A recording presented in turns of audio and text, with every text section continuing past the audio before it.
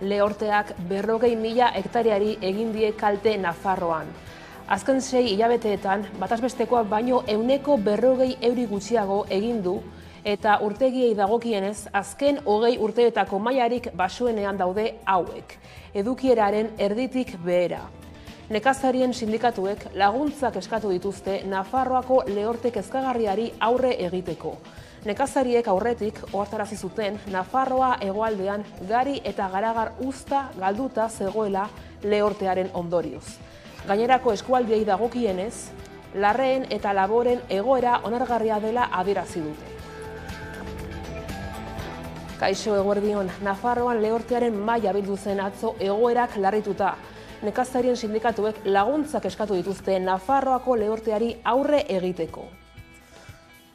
Foru erkidegoak emandako datuen arabera, Erriberako eta Nafarroa erdialdeko lehorteko laboren 40.000 hektareari eragin die dagoeneko. Nekazarien sindikatuek laguntzak eskatu dituzte Nafarroako lehorte kezkagarriari aurre egiteko. Aurretik, ohartarazi zuten, Nafarroa hegoaldean gari eta garagar uzta galduta zegoela lehortearen ondorioz. Gainerako eskualdeei dagokionez, larreen eta laboren egoera onargarria da haien esanetan.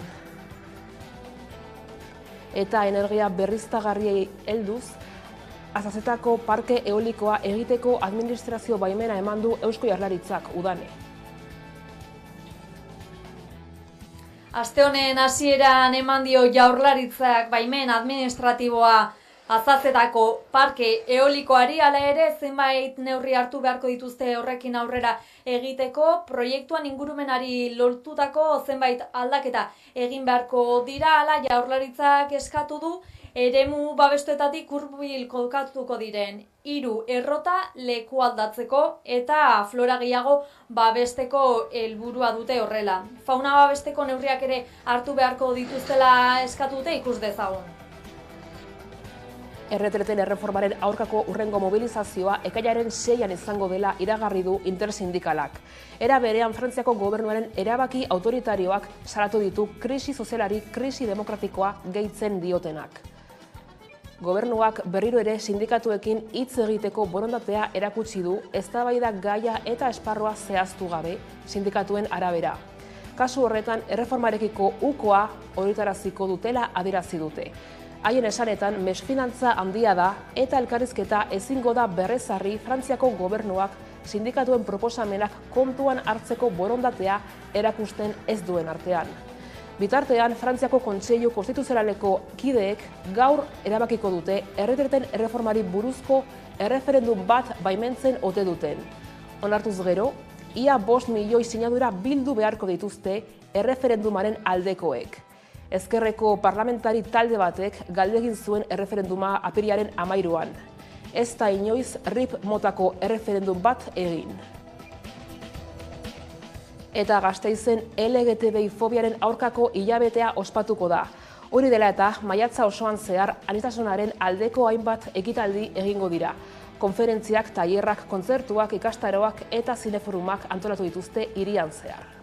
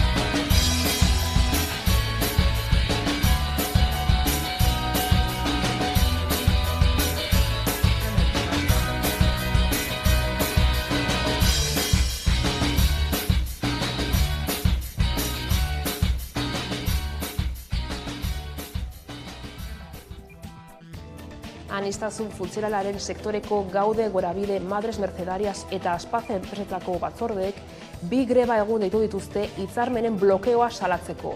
Maiatzaren 8an eta 9an euren lan hitzarmenek eguneratzeko negoziazioen desblokeoa eskatzeko lanuztea egingo dute eta baita egoeraren erantzule den Bizkaiko Foru Aldundia saialatzeko ere.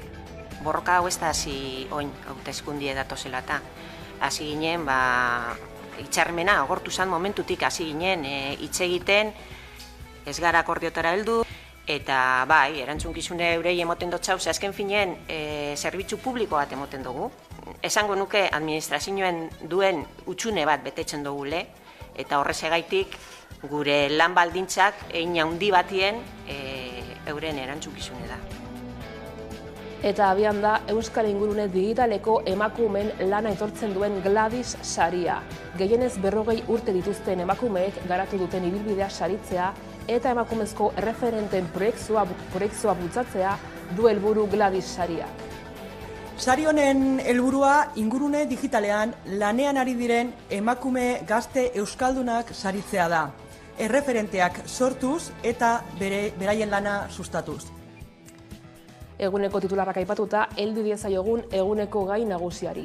Nafarroan lehortearen maila bildu zen atzo egoerak larrituta. Nekazarien sindikatuek laguntzak eskatu dituzte Nafarroako lehorteari aurre egiteko. Foru Erkidegoak emandako datuen arabera, Erriberako eta Nafarroa herrialdeko lehorteko laboren 40.000 hektareari eragin die dagoeneko. Ildo horretan, zer eskatu dute nekazari eta abeltzainek udanek, ote guzu? Prezipitazio eskasia dela eta zenbait nekazari eta abeltzain kezkatuta daude, zerealen sail asko galdutzat eman dituzte egiten ari den beroagatik eta prezipitazio eskasiagatik eta udari begira kezkatuta daude. Testuinguru horretan atzo bertan Nafarroko lehortearen maila bildu zen egoera aztertu eta zein neurri hartu ditzaketen aztertzeko eta nekazariak eskatu dizkiote neurri ekonomikoak eta irtenbideak egoera honi aurre egiteko. Abeltzainen kasuan lastoa gordetzeko eskatu dute, bihorregaiak ez ditzatela egin eskatu dute eta lasto hori aberentzat gorde dezatela eskatu dute eta bestalde Foru Erkidegoa zenbait datu eman zituen. Esaterako, azken 6 hilabeteotan hori baino 140 euri gutxiago egin duela eta dagoeneko 40.000 hektarea larrituta eta kaltetuta daudela.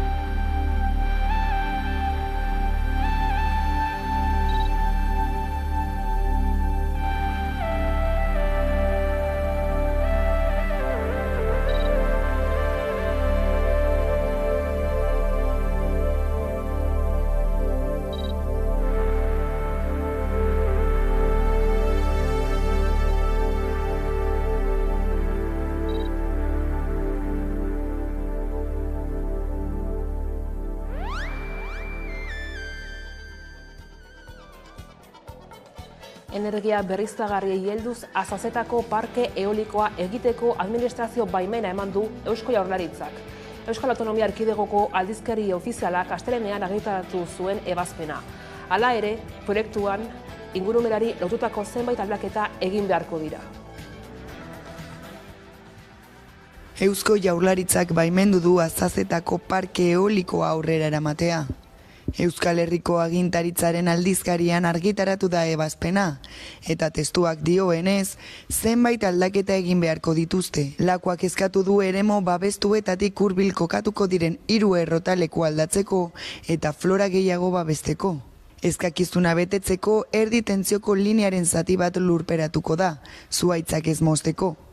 Bestalde fauna babesteko elektrokuzioaren kontrako neurriak ezarriko dituzte, edota soinuari aurre egiteko sistemak erabiliko beharko dituzte. Herritarrei eragiten dioten ondorioei dagokienez, goitentzioko lineak herriguneetatik gutxienez 200 metrotara izan beharko dira eta etxe bakartuetatik 100 metrotara. Haize indarrek aurkeztutako proiektuak dioenez, 8 haize errota jarriko dituzte Azazetan, eta 40 megabateko energia ekoitziko dute. La Diputación Foral de Álava ya emitió sus correspondientes impactos desde el punto de vista ambiental. tanto en cuanto se cumplen con los requisitos establecidos dentro de esas declaraciones y dentro de sus informes, el parque sigue con su tramitación y sigue dando pasos hacia convertirse en una realidad. Azazetako parkeaz gain, Labrazako parke eolikoa egiteko baimena ere jaso du Aizaindarrek. Oion, Araba eta Agilarko dez Nafarroa artean jarriko denez, Espainiako gobernuak eman dio onespena.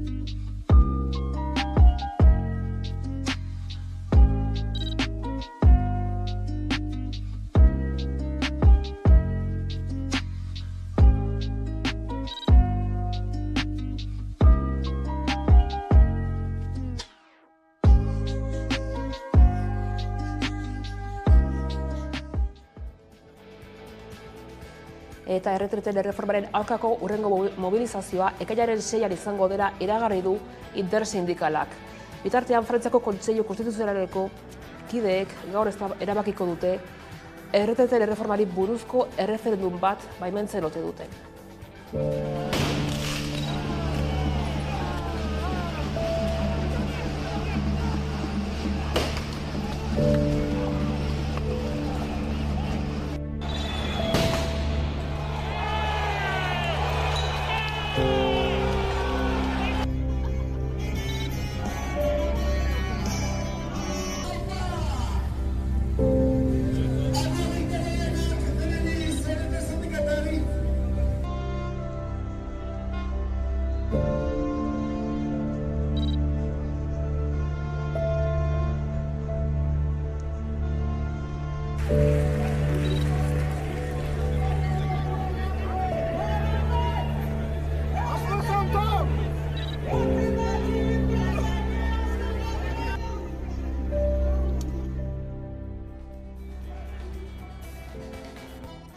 Aniztasun funtzionalaren sektoreko Gaude, Gorabide, Madres Mercedarias eta Aspace enpresetako batzordeek 2 greba egun deitu dituzte hitzarmenen blokeoa salatzeko.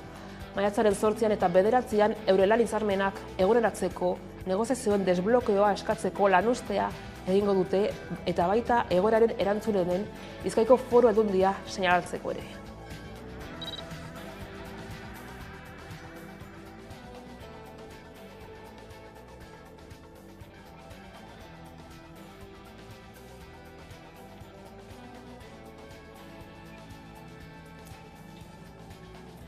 Ongiz elkarteak jaso du aurtengo emakunde saria.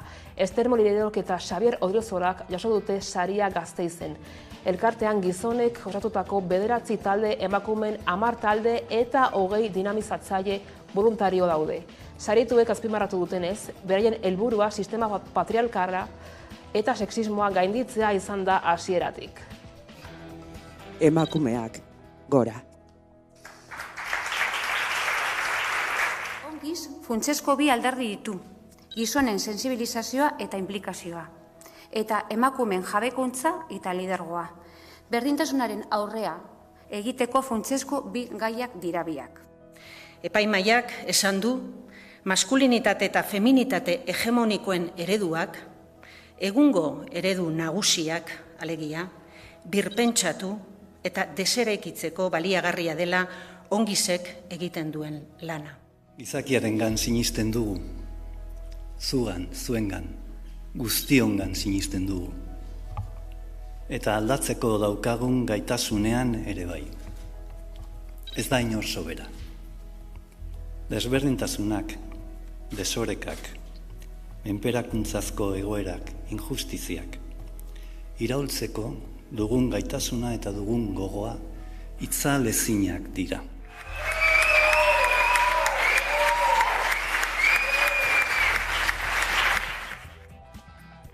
Bestalde abian da Euskal Ingurune Digitaleko emakume lana aitortzen duen Gladys saria. Gehienez 40 urte dituzten emakumeek garatutako ibilbidea saritzea eta emakumezko erreferente proiekzioa bultzatzea du helburu Gladys sariak. Zer gehiago dakigu, Udane? Gladys sariak Euskal Ingurune Digitalean lan egiten duten emakumeak aitortzea du helburu, hauen ibilbidea eta proiekzioa saritua asmoz. Honen bidez neska gazteak ibilbide teknologikoan ekitera animatzea du xedetzat, horrela Euskal Erreferente berriak sortuz. Aste honetan aurkeztu dute 3. edizioa eta ekainaren 20 arte parte hartzeko aukera izango duzu. Informazio gehiagorako jo webikoitza gladysaria.eus webgunera eta aurtengo sari handia 4.000 euro izango dira.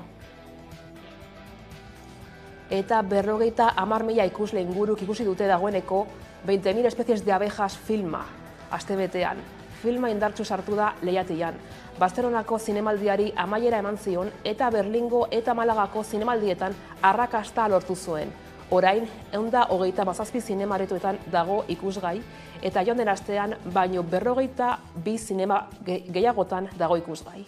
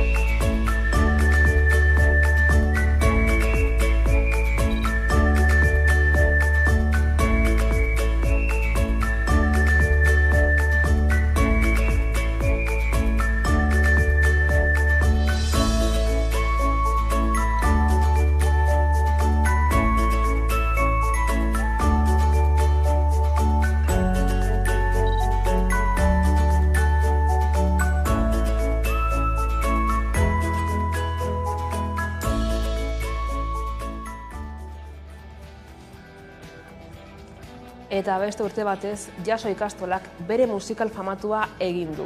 Estreinekoa maiatzaren 5ean izango da Barainaingo auditorioan.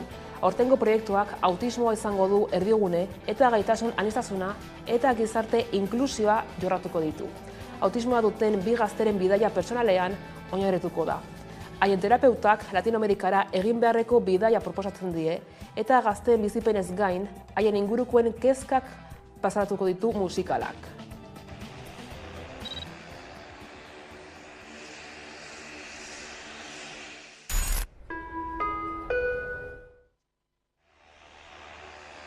Ama 5 minutu barru, egazkina, aiama... Gezurra, 14 minutu eta 45 segundutan. 44, 43, 42... Zenta galdia... Te 4.000 galdian, goaz!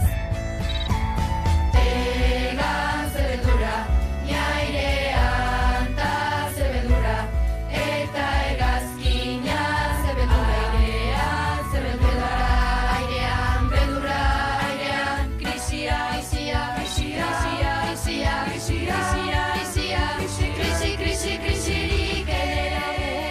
Egia esan urten poderioz gure ikasle, irakasle zein familiei esker jaso musikala bihurtu da ikastolako hezkuntza proiektuaren adierazlerik onenean. Etxean eta etxekoengatik ekoiztutako artea, auzolanean eraikitako ametsa, metodologia pedagogiko berritzaileen aplikazioaren emaitzik ikusgarriena, ikasleen autonomia eta ahalduntzea lortzeko edabe magikoa, eta azkenik, gure gaztetxoen euskararen erabileren eta hizkuntzaren kalitatean eragiteko formula arrakastatsua. Baina joan behar gara, hemendik aurrera, gure autonomia, errutina berriak dira behar ditugunak, mila esker benetan guztiagatik eta nola ezen ez du inor definitzen, ez dute bestek epaitzen,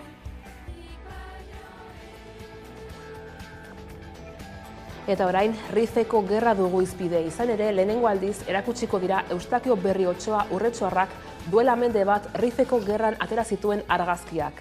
Erakusketa dagoeneko ikusgai dago Urretxuko pagoeta gune soziokulturalean.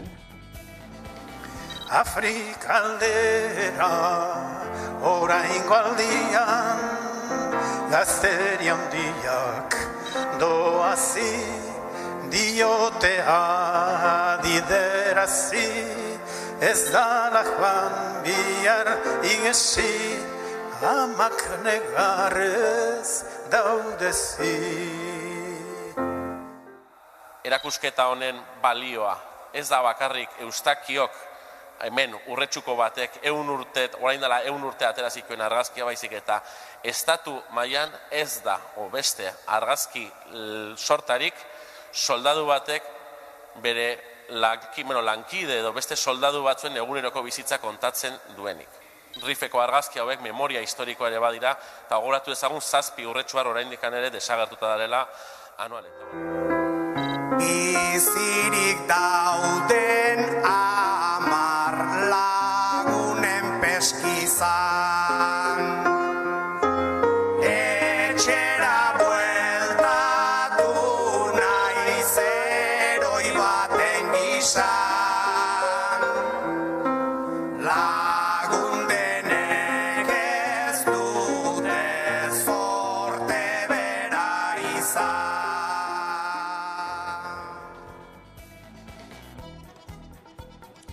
Eta 3 egun besterik ez dira falta Osasunak Sevilla jokatuko duen Kopa finalerako. Arrisko handikoa izendatu duen partidu erraldoian, Real Madrid eta Osasuna aurrez aurreko arituko dira. Nafarroatik 20.000 lagun hurbilduko dira Sevillara, baina beste milaka eta milaka lagunek partidua hirian eta Nafarroako herrietan jarri dituzten pantaila erraldoietan ikusiko dute. Atzera kontaketa, urduritasuna, emozioa eta batez ere ilusioa dira gorritxoek azken egunetan dituzten bizipenak. Zaletu gehienek elastikoa eta bufanda prest dute Sevillarako zakuan sartuko dituzten puxken artean. Baina bufandarekin batera eguzkitarako krema, kasketa eta eguzki betaurrekoak izanen dira zaletuen outfita osatuko duten komplementuak. Izan ere, Andaluzian ohikoa den bero zapa iragarri dute. Osasun zaleek trenean, autobusean edota autoetan eginen dituzte kasik 1000 kilometro. Inoiz atzenduko ez zuten asteburua bizitzeko. Baten batek dio, Kartujatik gertu izanen den Osasunako fanzoneak uztailaren 6 emanen duela. Arrisku handikoa izendatu duten Real Madrilen aurkako norgehiagoka gaueko 10etan izanen da.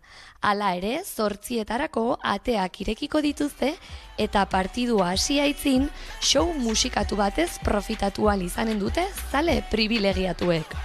Ozuna Puerto Ricotarra emanaldiaren kartelburu izanen da. Marta Sánchez, Brian Cross, Soraya Arnelas eta Romy Lourekin partekatuko du agertokia. Sevillara heldu ez diren zaletuek hiriburu eta herrietan paratuko dituzten pantailetan partidua ikusteko aukera izanen dute. Irabazi edo galdu, Osasunak historia egin du eta hori ospatzekoa da. Bestalde, Araba Rugby Kuperen aurtengo edizioa asteburu honetan izango da Gasteizen. Guztira, 28 klubetako 85 talde bilduko dira zenbait kategoriatan banatuta. 8 urte azpikoak, 10 urte azpikoak, 12 urte azpikoak eta 14 urte azpikoak.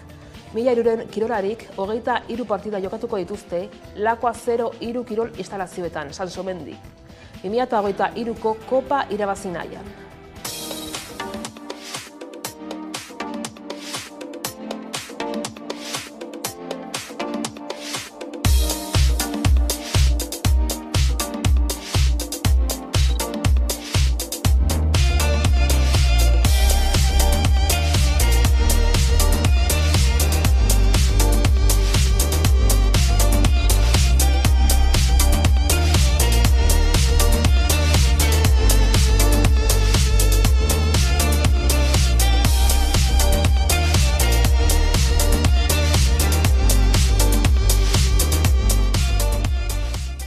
Sobre todo votan los árbitros, que son los que más directamente están involucrados en los partidos, votan los entrenadores durante los partidos y luego hacemos una pequeña reunión de consenso entre la organización de la Araba Rugby Cup, con los árbitros, con las votaciones que han juntado de cada partido y de cada actividad, y con eso votamos, con eso se decide el club ganador.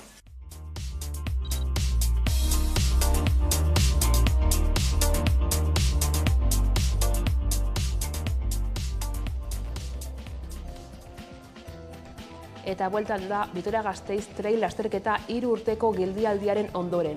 Urriaren batean izango da natura eta kirola uztartzen dituen probaren 13. edizioa. 16 eta 26 kilometroko distantzietako probak izango dira, eta dagoeneko zabalik dago izen ematea. Natura eta kirola uztartzen dituen lasterketa hau Euskal Herriko mendi lasterketarik sendoena da.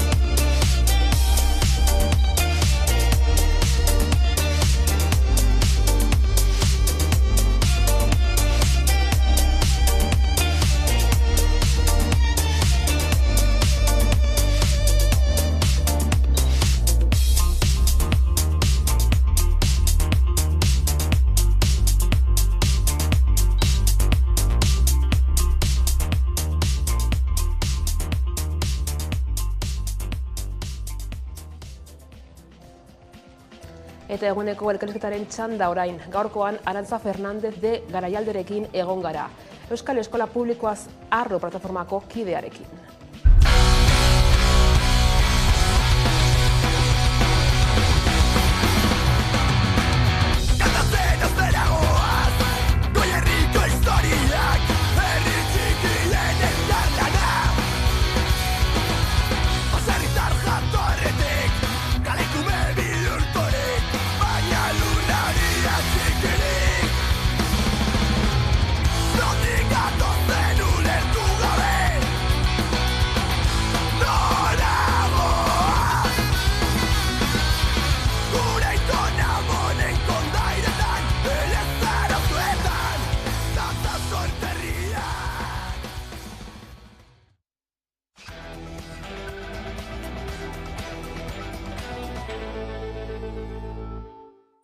Amabiterdiak iritsi direla heldu zaigu eguneko elkarrizketa nagusiari heltzeko unea, eta horretarako gaur gurekin Arantza Fernandez de Garaialde dugun, Euskal Eskola Publikoaz Arro plataformako kidea, ondo etorri.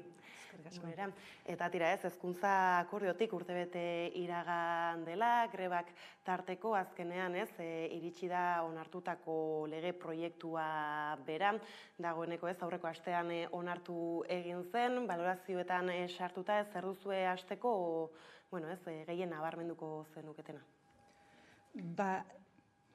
Azpimarratuko genuke jarraitzen dutela bain arte atera dituzten dokumentuen hildotik. Hau da, oso antzekoa da aurretik atera zuten lege zirriborroarekin, antza ondila dauka. Eta zer da, osea, hitz asko daude, adierazpen asko, baina neurri zehatz gutxi, baina badago ardatz bat, badago zerbait hor, eta zer da, hildo nagusia esango genuke dela printzipio bat, eta da pribatua publikoa dela, nolabait esateko, titulartasunak ez daukala, titularitateak ez daukala garrantziarik, eta orduan, bai pribatuek, bai ikastetxe pribatuek, baita publikoek, pribatu itunduek edo kontzertatuek. Pribatu ez itunduak oso gitxi dira, ez ditugu sartuko. Hoiek, pribatuek eta publikoek osatzen dutela euskal hezkuntza sistema publikoa. Eta orduan, nahi dute trataera berbera ematea guztiei, ikastetxeen artean lehiatzea nahi dute, zeren eta programa kontratuei garrantzia handia ematen diet, eta pentsatzen dugu hortik lehia etorriko dela, euskara maite dutela adierazten dute, baina ez dute neurririk hartzen, hezkuntza komunitatea ere behin da berriro aipatzen dute, garrantzia handia emanez, baina benetan hitzetara baldin bagoaz, ikusten dugu ikastetxe pribatua jarraituko dutela, oain arte bezala titularraren esku, eta publikoetan zuzendariari eman nahi dizkiotela, oain baino ahalmen gehiago, hezkuntza gehiago, beraz, parte hartzeari begira aurrera pausurik ez da ematen ere. Esaten dugu askotan, sistema duala betikotzera datorrela lege hau, baina sistema betikotzeak ez dakar agian egoera betikotzea, baizik eta hezkuntza publikoarena txarrera egiteak ekar dezaken. Ez dugu pentsatzen benetan gure hezkuntza sistemaren arazoa konpontzera datorrenik. Baizik eta orain jaiotze kopurua jaisten ari den honetan, sare pribatua blindatzera datorrela pentsatzen dugu. Bai, ez eta aipatuzu nola akordiotik ona ez aldaketa gutxi jasotzen direla behintzat funtsean lege proiektu honetan ez protestaldiak, iragandako protestaldiak jendetsuak izan dira oso, plataforma pila bat ere ez batu izan dira aldaketak eskatzen ez, herritarren ahots hori entzutea espero zenuten, ala ez da sorpresa bat izan hori aldaketa gutxi edukitza honek. Guk uste dugu elako erantzuna zutela espero beraiek. Esan nahi dut, antzestea izan zen, hemen dago akordio zabala eta legebiltzarreko 10% bakarrik geratu da kanpoan. Mobilizatzen ari garenok 10 horrekin zerikusirik ez daukagu, hori oso argi dago, eta hori jende guztiak daki, ezta? Orduan, hemen pentsatu, edo saldu nahi izan digute, hezkuntzan aldaketa asko ezin dira egin, estatuan asko egiten dira, hori askotan salatzen dugu, eta orduan hemen bagoaz akordio zabal bat lortzera eta akordioa izateak berez gauza ona da. Pentsatzen dugu ez dela horrela, benetan ez dagoela horrenbesteko akordiorik, eta gainera, akordioak batzutan txarrak izaten dira, eta hau adibide bat da, ezta. Dena den mobilizazioak ez dira abiatu akordioarekin, osea, aurretik ere gure topagunea, Euskal Eskola Publikoa Arro plataformaren topagunearen aurkezpena egin genuen, 2008ko abenduan egin genuen, beraz, hau lege proiektu honetaz hitz egiten hasi baino lehen, ja, geunden, antolatzen. Egia da, zirriborroa ezagututa gero etorri direla, mobilizazio handienak eta sindikatuenak oso esanguratsuak izan dira. Guk ere igual ez genuen espero horren beste, baina desde logo testuak merezi zuen eta espero dugu orain ere jarraitzea. Jarraitzen dugu mobilizaziotan, ondela pare bat aste laudion egin dugu bat, aiaraldean, pentsatzen dugu protestek jarraituko dutela, bai. Arrazoiak baditu zue soberan gainera horretarako. Eta lege proiektutik bertatik ez baduzue, ez dakit gustoko denitza, edo ez darlo positiborik nabarmentzeko? Egia esan ez daukagu. Ez daukagu, pentsatzen dugu dela benetan eraso zuzena eta kontzientea sare publikoaren kontra. Ez dugu uste sare publikoaren kontra ezer dutenik, baina bai uste dugu sare pribatuaren interesak defendatzeko ezinbestean kalte egin behar zaiola sare publikoari. Ez dago bi sareak aldi berean indartzerik edo ez dago, zeren eta sare batera dijoan umia, ez doa bestera, eta bat handitzen bada bestea gutxitu egin behar da, ezta. Horregatik, horrela ulertzen dugu, ordun pribatuaren hazkundea, publikoaren kontura egingo da, ez dakigu zer gertatzen den hemen, izan daiteke alderdi politiko batzuk, interes komunak izatea pribatuko patronal batzuekin, izan daitezke ere presioak, pribatuko patronalek indarra handia dute, diru asko dute, ez dakigu, edo izan daiteke ere, ez dakigu, akordioaren argazkian egon nahi izateagatik hor daudela. Baina benetan, une honetan adieraztea titularitateak ez duela zer ikusirik ikastetxen jarrerarekin, ikasleen zailkatzearekin, eta hori gezurra da eta aski frogatuta dago ikerketetan eta ez da. Eta hezkuntza zaila agertzen da arbitro bat izango balitz bezala, bi sareen arduraduna balitz. Orduan, sare publikoaren defentsa nork egin behar du, nork hartu behar du horren ardura, ez? Azken finean pentsatzen dugu privatizazioaren prozesu badela, eta privatizatzia ez da modernoa, ez da ona, aspalditik asmatuta dago, eta pentsatzen dugu oinarriko eskubideak urratu egiten direla bidean, benetan. Ez tarteka aipatu zu ere horixe hasierako balorazio horretan, eta hor lehenbiziko fokoa ere segregazioan jarri da. Zer da honekin lotuta testuak jaso beharko lukeena zuen ustez? Modu zehatzagoan esango dugu datozen egunetan, baina holan, modu potoloan esateko, abia puntua izan behar du publikoaren alde egitea, segregazioaren kontra borrokatzeko, zergatik, zeren eta sare publikoak berez ez du segregatzen. Segregatzen dute ikastetxe batzuetan zor daiteke segregazioa, baina mekanismoak daude horri aurre egiteko. Publikoa berez zera bokazio unibertsala du ikasle guztiak hartzeko, aldiz, pribatuko patronal bakoitzak bere interes propioak ditu, edo bere interesak eta beraien ikasleak, ez dira guztiak ezin dira izan haienak ez da.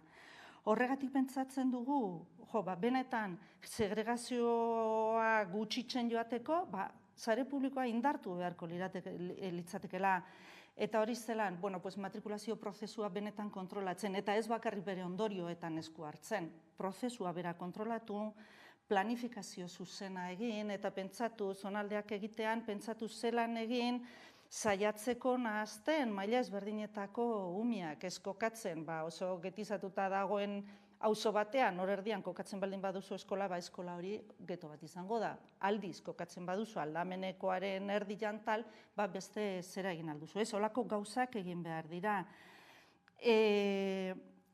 Gainezkantza murriztu behar da, hori esaten dute adituek, hori esaten dute araudiek, eta esan dute aurten ere murriztuko zutela eta ez dute murriztu.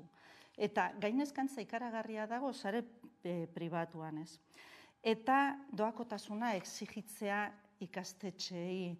Doakotasuna agertzen da, nolabait ematen du, administrazioak eskaini behar diola diru gehiago sare pribatuari, benetan doakoa izan ahal izateko. Klaro, baina ez badute kontrolatzen gastua ez dago doakotasun posiblerik. Begira, une honetan, sare pribatuan lehen hezkuntzan egunero klase ordu bat gehiago ematen da.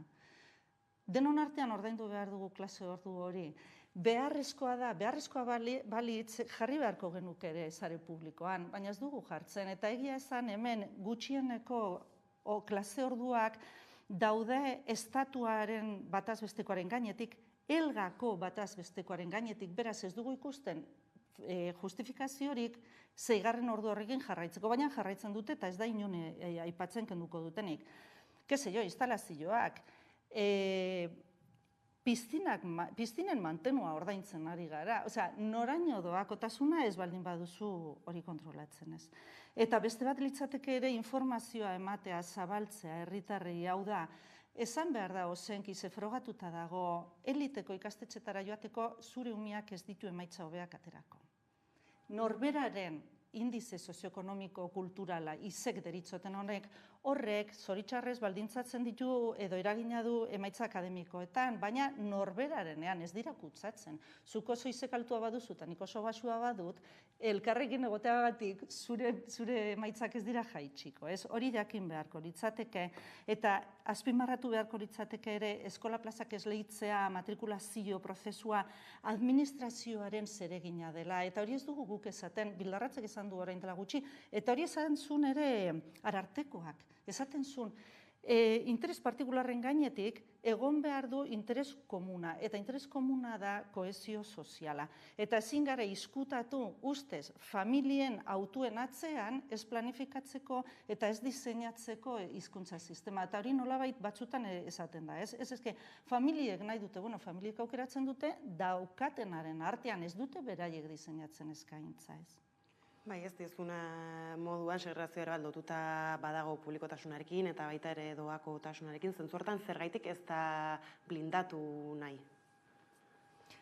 Pentsatzen dugu interesak daudela, ez da, lehen aipatu dut oso indartsuak dira eta pribatuko patronalak eta pentsatzen dugu presio handia egiten dutela eta nolabait baita ere sinistarazi nahi digute orain aipatzen ari dena jendearen nahia dela pribatura joatea.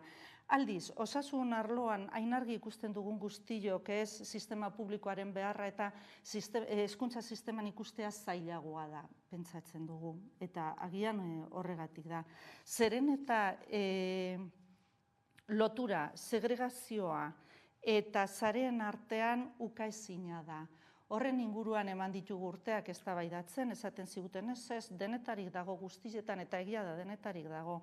Baina ja 2021ko irailean atera zen ikerketa bat, EAEko ikasleen evoluzio soziodemografikoa. Eta hemen aztertu nahi zuten zein den izek, ez dakit ikusten duzun, izek basuko ikasleen presentzia, zein den sare pribatua eta sare publikoan. Alderantziz, sare publikoan eta sare pribatuan. A, B eta D ereduetan urteetan zehar. Grafiko hau ikusita diozu, hemen A, B, hau, tal, kual. Grafiko hau ez daude zera parametro berean eginda. Grafiko hau benetan, hau da. Hau da, izek basuko ikasleen presentzia sare publikoan eta sare pribatuan. Eta azken urtea, hemen neurtzen den azken urtea hartuta, kuadroa hauxe da. Hauek dira portzentajeak. Honek ere pixka bat engainatzen du. Sare publikoan, izek basuko ikasleak dira A ereduan 80%, B ereduan 50%, D ereduan 32%. Sare pribatuan, izek basuko ikasleen presentzia da 6, 9, 3. Beraz, ezberdintasun handia dago. Orain, ez dezagun pentsatu ikasle pobre gehienak nolabait esateko publikako A ereduan daudenik ez daude, zeren eta hauek dira portzentajeak.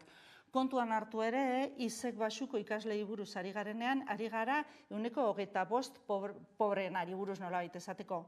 Horren barruan badaude ere jatorri atzerrikoa duten ikasle asko. Etorkinen artean 60% dago tarte honetan. Orduan, ikasle pobrenak edo zera basukoak non daude? Publikakoa ereduan daude hemen gutxi gora bera 15.000, B ereduan 2.800 eta D ereduan 45.000. Publikoko D ereduan matrikulatzen dira une honetan izek basuko ikasleak. Pribatuan zenbat daude, A ereduan 225, B ereduan 4.500 eta D ereduan 2.500. Beraz, segregazioa edo izek basuko ikasleak sare publikoan daude eta badu zer ikusirik ikastetxeen titularitatearekin. Denetari dago toki guztietan? Bai, badago, baina toki batzuetan bestetan baino askoz gehiago. Baina, honi ere ez daitu behar zaio krisialdi demografikoa, hainbatek mahai gainean jarri dutena baita ere, afera honen baita, nor zu ere lehenago aritu zara, itunpeko edo pribatuetako gehiegizko eskaintzaz baita ere, eta hor askok bota dute galdera, etorkizun batean eskolak zarratu egin behar baldin badira, ez dakit ikasle falta dagoelako gertatu halko litzatekeena, lege proiektu honek ziurtatzen du publikoaren jarraikortasuna? Nik uste dut, edo guk uste dugu, bermatzen dula gutxieneko iraunkortasuna. Denok dakigu eta legeak ere esaten du publikoak ezin duela desagertu, eta hemen aipatzen da. Esaten da sistemaren ardatza izango dela edo protagonista, baina ez dugu pentsatzen benetan hori sinisten dutenik. Zeren eta publikoaren garrantzia aipatzen dutenean, jarraian esaten dute unibertsalizazioa edo bermatu behar dutela. Susmagarria da hori atxikitzea honi, ezta. Orduan, pentsatzen dugu ezetz eta esaten dute ere, esaten dituzte gauza asko, esaten dute plaza publiko nahiko egon behar dutela. Oain dela hilabete bat, atzera bota dituzten EAErako ziren Europako fondoetatik bideratutako 11 milioi euro zeuden, gitxi da, baina 11 milioi zeuden 0-3 urteko umientzako plaza publiko berriak sortzeko. Gure gobernuak esan zuen ez zuela horretarako behar, beste gauzetarako nahi zuen. Zeren eta plaza publiko nahiko omen dago adin horretako umientzako. Ez dago. Eta hemen gure inguruan ari dira sinadura jasotzen eta hemenga ez dago lako tokirik adin horretako umientzako. Hala ere, aio pentsatzen dute plaza nahiko egongo direla. Orduan, zer den plaza nahiko ez dakigula, baina begiratu aldugu zeintzu diren, zein izan den bueno, edo horretaz hitz egingo dugu gero, aurtengo matrikula garaian zein izan den. Matrikulazioaz ere lehentxeago momentu batean hitz egin dugu, eta nola azken aldi honetan ere ez estanda edo arrabotsa sortu egin den, nola erreparatu dioztue azken aldi honi, eta zer usten du, zer evidentzia usten du mai gainean azken matrikulazioarekin gertatu denak. Bai, bueno, pues zalaparta handia sortu du, egun batzuetan gero desagertu zen, zalaparta handia sortu zen ikasle gutxi batzuk ezin izan zutela joan haiek aukeratutako ikastetxe pribatura. Bueno, beti gertatu dira lakoak. Lehenbizikoz gertatu da, esatea zinzarete joan kupoa beteta dagolako eta zuek beste eta gorde behar dira plaza pare bat ustez egoera zaurgarren dauden ikasleentzako. Baina hori beti gertatu da. Eta gertatu zaigu ere, edo behin betiko emaitzak ez ditugu ezagutzen. Emango dituzte maiatzaren 9an, baina badakigu kasu batzuk daudela ere, non publikoa aukera duten ikasle batzuk bideratu nahi izan dituzte pribatura. Bueno, baina hortaz aparte, orokorrean, begira, kontzertuak suposatzen da sortu ziren 87. urtean. Suposatzen zen horiek zirela sare publikoa osatzeko. Hau da, sare publikoa iristen etzen lekuetan kontzertatu behar ziren plazak pribatuarekin. Bueno, ikerketa bat dago eginda aurten 2 urteko umien inguruan, datorren urtean etorri behar dutenetan. Bueno, EAEan badaude 113 udalerri non bakarrik dagoen hezkuntza publikoa. Herri txikiak dira, horietako asko, 43 dira eskola txikiak, non ume kopurua oso txikia da eta horiek hartatzen ditu sare publikoak. Baina, bi eskaintza mota dagoen tokiletan, eskaintza pribatua handiagoa da publikoa baino. Ez herri guztietan, baina bai oro har hartuta Bizkaia eta Gipuzkoa, bai hori gertatzen da. Eta gertatzen da ere hainbat herritan, gehienetan. Eta gertatzen da inkluso herri askotan eskaintza publikoa ez dela iristen 35%. 13 udalerrietan eskaintza pribatua nahiko izango litzateke ume guztiak jasotzeko. Eskaintza publikori gabeko herriak ere badaude, eta legeak dio derrigorrean zonalde guztietan eskaintza publikoa egin behar du. Zer egin dute? Zonaldeak handitu. Hau da, hemen baldin badut herri bat eskaintza publikori gabe, esan dute, zonaldea izango da, onaino etorriko da, eta hemen dagoenez nahikoa da. Pentsatzen dugu planifikazio hori horrek benetan egiten dula pribatuaren alde. Eta, klaro, behin betiko datuak ez dauzkagu, baina zertxobait badakigu, eta badakigu Bizkaian adibidez, sare publikoak ikasle asko galdu ditula, eta pribatuak ez. Eta galera horrekin batera zer dator, B ereduen hazkundea portzentajetan, eta D ereduena jaistea.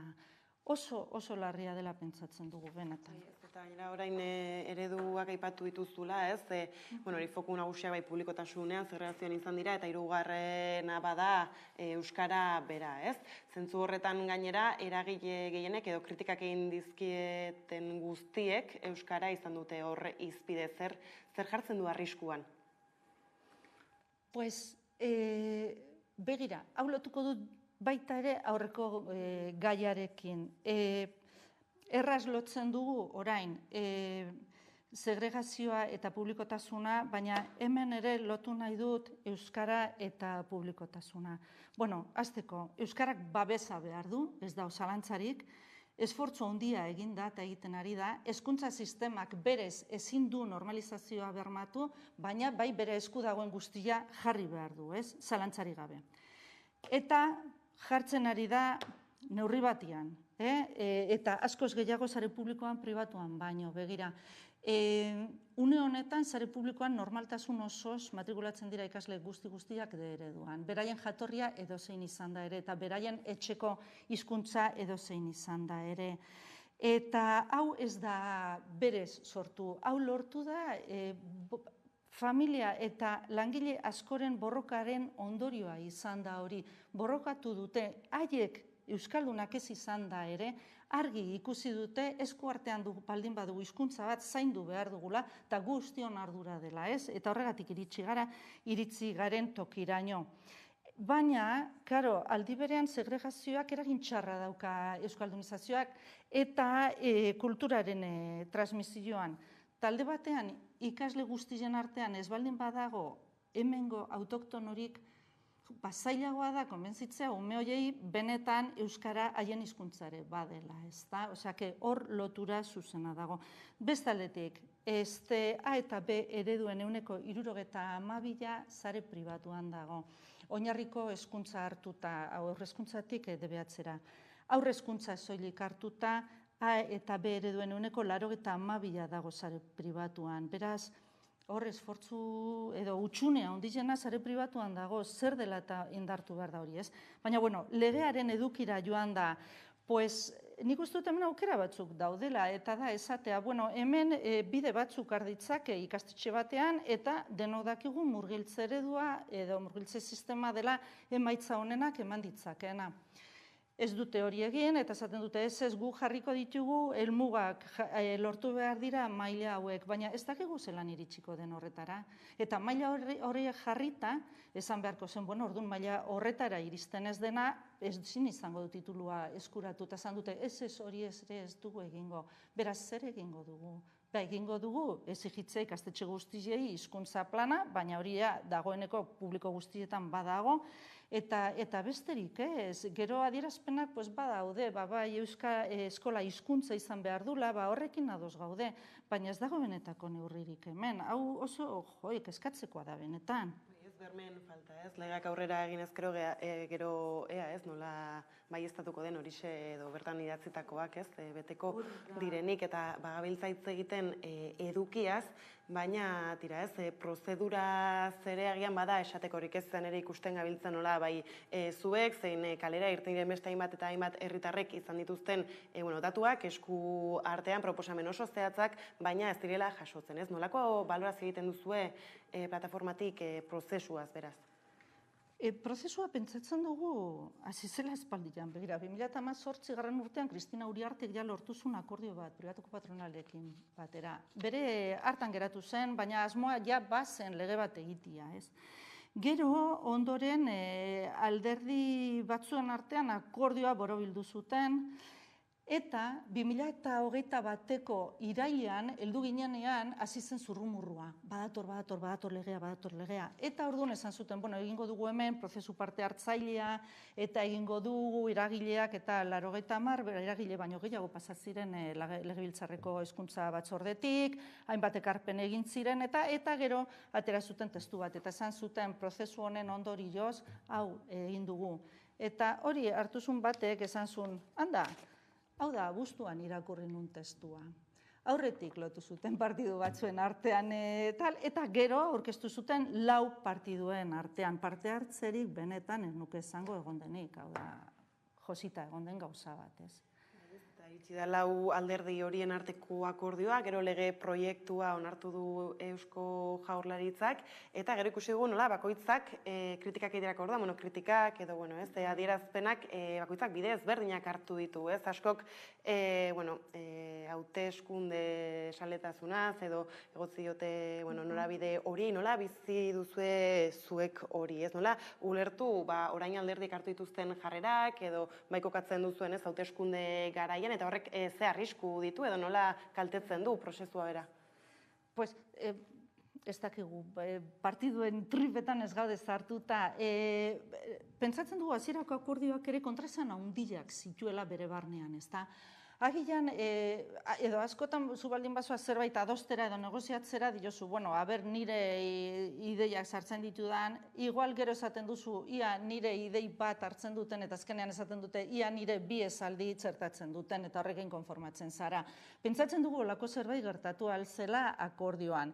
Eta une honetan ere, irakurtzen legeari eusten dioten 2 alderdiek ere oso irakurketa ezberdinak egiten dituzte, puntu zehatzetan. Orduan, ez dakigu gailendu den hori akordioaren itxura ematearen nahia edo zer. Eta bai, pentsatzen dugu, igual hauteskundeen garaia ez dela egokizena eztabaidetan sartzeko. Adibidez, euskararekin lotuta agertzea, euskara gehiegiko garrantzia ematen zaiola hori gezurra da, eta gainera hori esatekoa da. Zuk uste duzu benetan urteetan egungo Euskal Herrian utz dezakegula euskara zakarrontzira botatzen. Ze gure esku dago bakarrik, euskara ez du beste inork aterako aurrera, ez? Eta orduan baina batzutan gauzak esaten dira ez dakigu oso ondo zertako nondik hartuta, bai. Bai, ez baina behintzat egia da, ez, oraindik baduela horri ibilbidea egiteko legeak berak, aurre ikusten duzue edo ez, dakit esperantzaz ere hitz egin genezakeen, ez, hori aldaketak gauzatuko direnik, ea zer espero duzuen, ez dakit lege biltzarretik bertatik ere ez, agian jarreren aldaketa bat, ez, bukatze aldera datozen edo datorren epe honi begira zer duzu esateko. Jo, ia, patxada sartuko balute eta atzeratuko bazuten pixka bat, ez, asuntoa pixka bat edo askotxo, ze lege txar berri bat ez dugu behar ezertarako, eta benetan pentsatzen dugu hau txarra dela, ez. Pentsatzen dugu publikoaren alde egin behar dela, publikoa delako guztiona eta guztiontzat.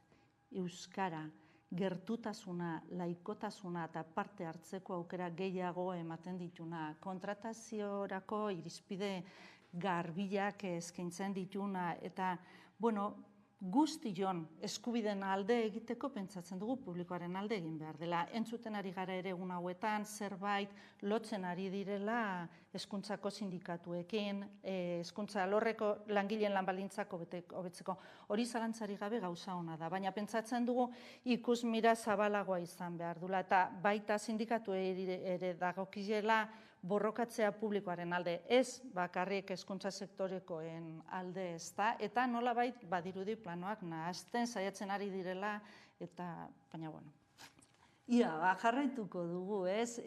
Hau proiektu hau ezagutu baino lehen hasi ginen, eta legea onartuta ala onartu gabe ere jarraituko dugu, ez dago besterik. Premisari horri helduta utzi behar dugu elkarrizketa hemen Arantza, mi esker gurekin tartea hartze arren, jarraituko dugu gertutik ez, legeari berari bilbide horri geratzen zaiona, eta ero esan duzu ez, borrokan jarraituko duzuela legea txarra, ona, edo erdipurdikoa izan da ere, beraz horixe, mi esker eta hurrengo arte. Eta horrela iritsi gara albistiekaren bukaerara, besterik ez gure aldetik, horiek izan dira gaur eguerdiak gurean gaur utzi dituenak. Gogoratu guztiak eta gehiago nahi duzuen aldiro 11.eus atarian daudera eskuragarri. Gero arte ondo izan.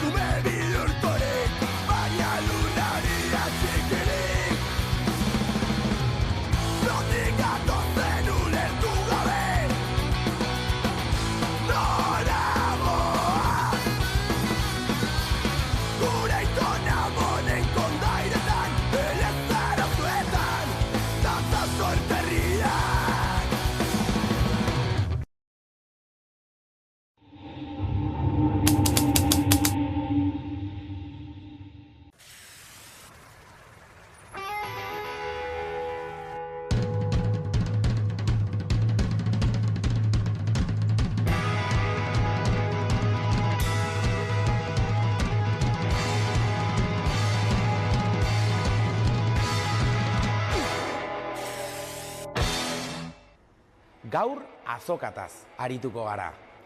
Gertuko kontsumoa sustatzeko ekimenetaz alegia. Bertan bi elementu nagusi izango ditugu.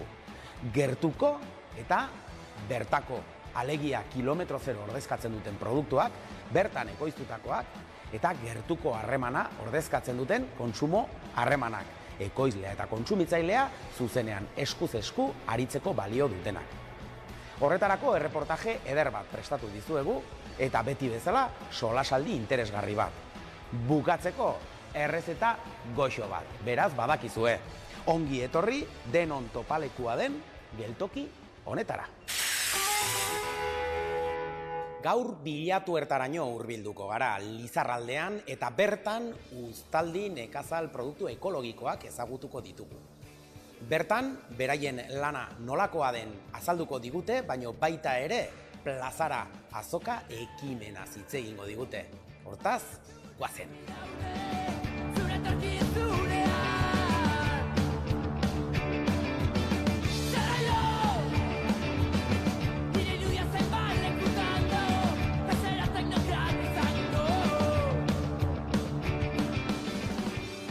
Bueno, Gorka eta Borja gea, Uztaldi bioken bilangiok eta buruak. Eta proiektu hau sortu genuen guretzako, Lizarran bizi eta lan egiteko eta hortan gabiltza. Argi geneukan nekazaritza egin genuela eta ekologikoan. Gizartearekin eta Lizarrarekin daukagun konpromisoagatik.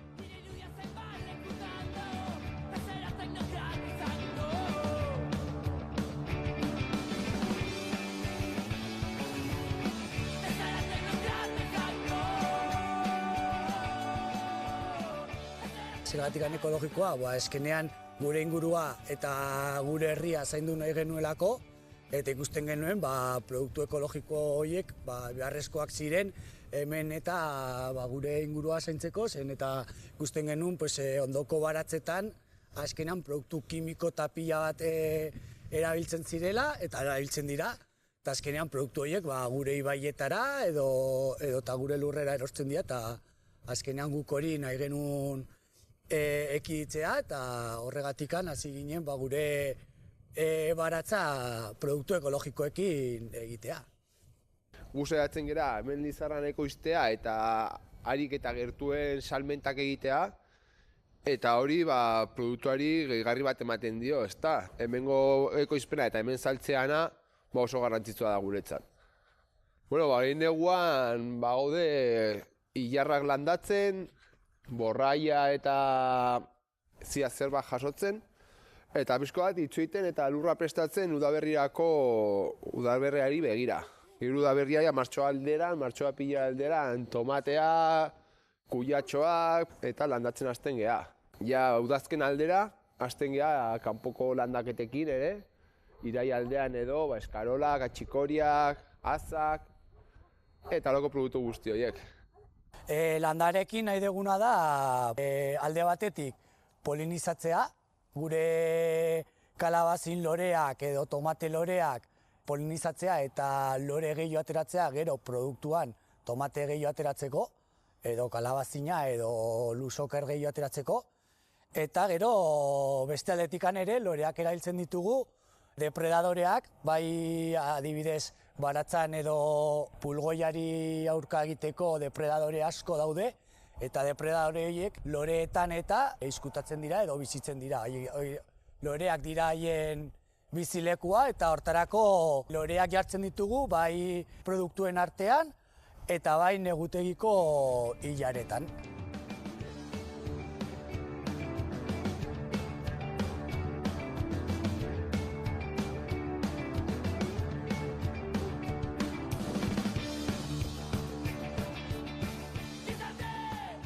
Gure Uztaldi bioproduktuak, azkenean alde batetik bai dendetan saltzen ditugu eta gero plazara, Lizarrako hemen merkatuan ere saltzen ditugu. Plazara guretzako egitasmo garrantzitsua da eta izan zen. Azkenean nahi genuen sortzea nekazari eta beltzaintzainen merkatua, azkenean hemen Lizarran daukaguna da distribuidoren merkatua, eta guk nahi genuenena izatea da produktoreen edo nekazari eta beltzaintzen merkatua. Hortarako, bai zepaenerekin batera, baita udaletxarekin batera, eta ester udaletxeko teknikariarekin batera, hainbat eta asamblea egin ondoren lortu genuen plazara merkatua Lizarran egitea. Larun batetan egiten da, larun bate hilabetearen bigarren larun batea, eta horrekin nahi genuena da azkenean nekazari eta beltzaintzen merkatua izatea, nun Lizarra eta Lizarraldeko nekazariek Lizarrako foruen parantzan biltzea eta gure produktuak han saltzea. Garrantzia ematea jendeak ikustea bertako ekoizpenak zaindu behar ditugula. Bertako produktua, nahiz eta ekologikoa ez du izan, baina bertako produktua izatea oso garrantzitsua dela, zen bestela, bukatuko dugu Nafarroko produktua kanpoan saltzen eta Almeria eta Murtziako produktuak ekartzen. Eta hori ez dugu nahi.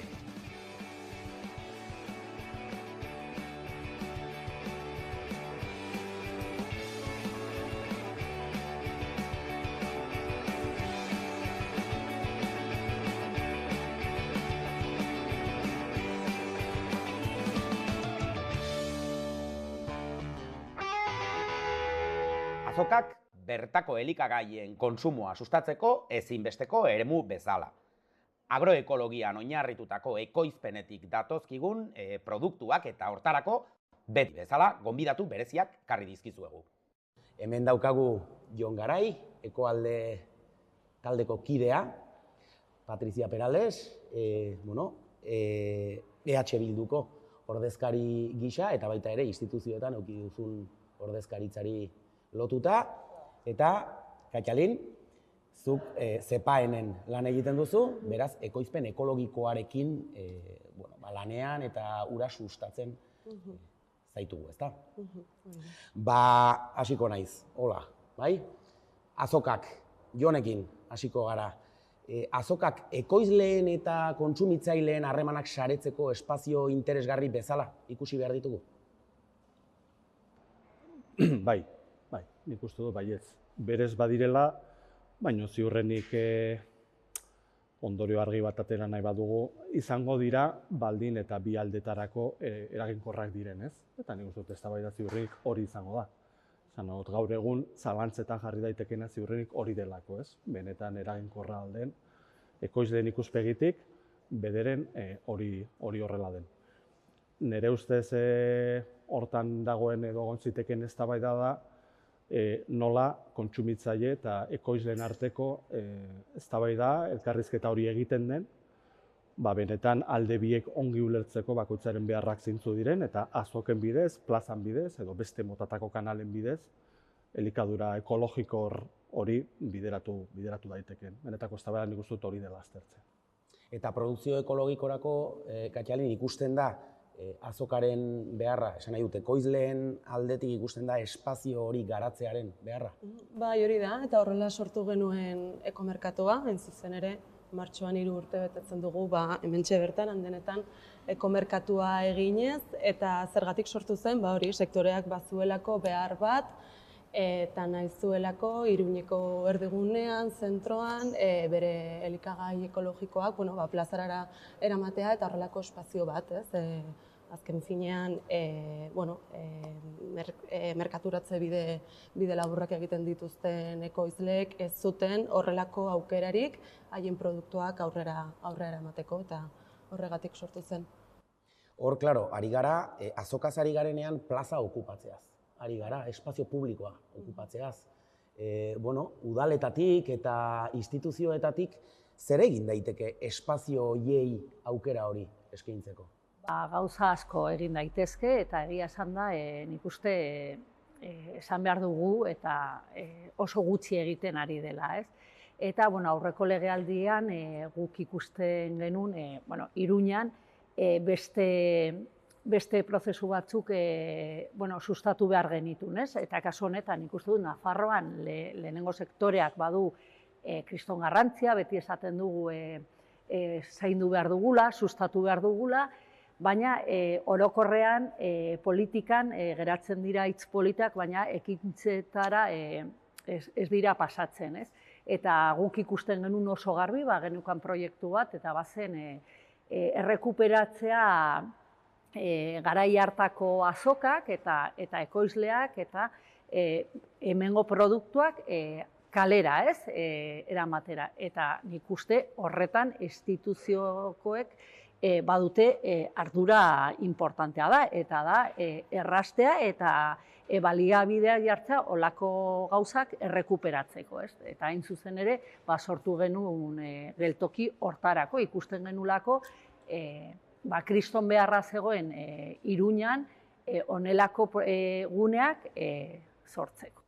Azokak ze ekarpen egingo lieke besteei, esan nahi dut, espazio bezala azokak ze aukerak ematen dizkio, batetik ekoizleari eta beste kontsumitzaileari. Hori da, azken ekomerkatuaren helburua bada ere izatea ekoizle eta kontsumitzaileen arteko topagune bat, ez? Eta harreman hori, askotan ez dagoela bat ere harremanik, pixkat gerturatzea eta estutzea baita ere kontsumitzaile eta ekoizleen artean, ez? Edo zu kontsumitzen duzu zerbait, baina aurpegia jarri, ez? Elikagai hori nork ekoizten du, non ekoizten du, ekomerkatuak aukera hori ematen du, salmenta zuzeneko merkatu bat delako.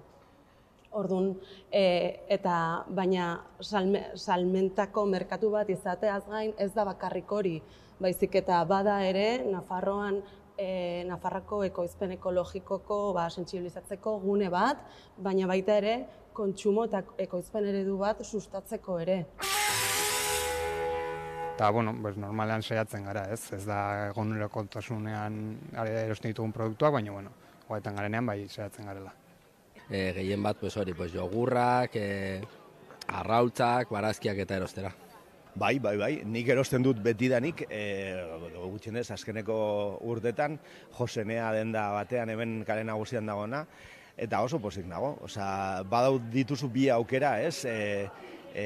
Supermerkatuetara joan eta etiketak begiratu, zein den zuretzako egokiena edo bestetik izatea pertsona bat, zu zaintzen duena.